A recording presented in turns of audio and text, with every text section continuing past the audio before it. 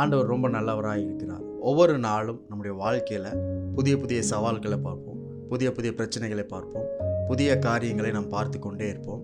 அதே போல தான் தேவனுடைய வார்த்தையும் நமக்காக புதிய காரியங்களை உருவாக்குகிறது. தேவனுடைய வார்த்தையின் வல்லமையை நம்ம ஒவ்வொரு நாளும் எக்ஸ்பீரியன்ஸ் பண்ண அனுபவிப்பதற்கு தேவையான எல்லா கால சூழ்நிலையும் ஏற்படுத்தி தருகிறதே அந்த நாள் தான். அதனால் ஒவ்வொரு நாளுக்காகவும் ஆண்டவருக்கு நன்றி செலுத்துங்க. இன்றைக்கும் ஒரு நல்ல நாளாய் ஆண்டவர் நம்மளுக்கு கொடுத்துருக்கிறார். 1 கொரிந்தியர் 3 அதிகாரம் 6-7 வசனத்தில் எப்படி இருக்கு? நான் நட்டேன், அப்போலோ நீர் பாய்ச்சினான், தேவனே விளைய செய்தார். அப்படி இருக்க நடுகிறவனாலும் ஒன்றுமில்லை, நீர் பாய்ச்சுகிறவனாலும் ஒன்றுமில்லை, விளையச் செய்கிற தேவனாலே எல்லாம் ஆகும். இந்த வசனத்துல பவுல் சொல்லுகிறார், விளையச் செய்கிற தேவனால் தான் எல்லாமே ஆகும் அப்படின்னு சொல்லுகிறார். ஜென்ரலாகவே நம்ம ஒரு விதையை விதைச்சோம், இல்லை ஏதோ ஒரு செடியை நட்டோம் அப்படின்னா நட்டு அதற்கு நீர் பாய்ச்சி ஒவ்வொரு நாளும் அதை நம்ம டேக் கேர் பண்ணும்போது அதனுடைய வளர்ச்சியை நம்ம பார்ப்போம். பட் அதை வளரச் செய்கிறவர் யார் அப்படின்னா தேவனாக இருக்கிறார். இந்த உலகத்தில் இருக்க எல்லாவற்றிற்கும் உயிர் தந்து உயிர் வாழ செய்கிறது, வளரச் செய்கிறது, ஜீவனோடு பிழைக்க செய்கிறதே யாருன்னா தேவன் தான். ஸோ அவர் தான் எல்லாவற்றிற்கும் காரணராக ஊற்றாக இருக்கிறார். நம்முடைய வாழ்க்கையினுடைய விளைச்சலையும் ஆண்டவர் அறிந்திருக்கிறார். எப்படி வளர வேண்டும் என்பதை அவர் அறிந்திருக்கிறார்.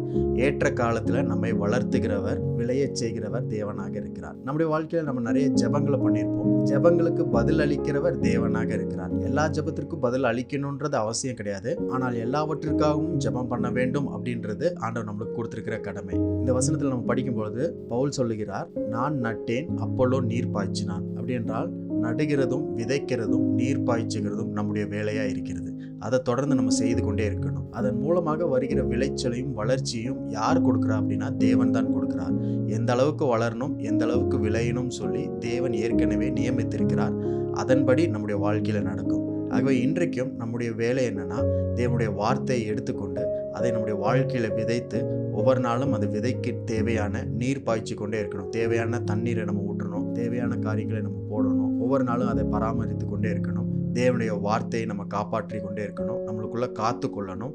we have to keep the word of God. அப்போ அந்த வார்த்தையினுடைய விளைச்சலை நீங்களும் நானும் பார்க்கும்படிக்கு தேவன் விளையச் செய்வார், வளரச் செய்வார். ஆண்டவருக்கு தெரியும், ஏற்ற காலத்துல அந்த நேரத்துல விளைய செய்யும் பொழுதுதான் அதனுடைய பலன் அதிகமாக இருக்கும். ஒருவேளை இன்றைக்கு இந்த வார்த்தை, வசனங்கள், வாக்குத்தத்தங்கள் உங்க வாழ்க்கையில விளையாம இருக்குன்னு சொல்லி சோர்ந்து போக வேண்டாம். அதற்கான காலத்தை தேவன் வருகிற நாட்களில் வச்சிருக்கிறார். ஸோ ஒவ்வொரு நாளையும் நீங்கள் எதிர்பார்ப்போடு நீங்க அணுக வேண்டும். ஒவ்வொரு நாளும் உங்களுக்கான விளைச்சலை தேவன் வச்சிருக்கிறார்ன்ற விசுவாசத்தோடு ஒவ்வொரு நாளையும் நீங்க பார்க்க வேண்டும்.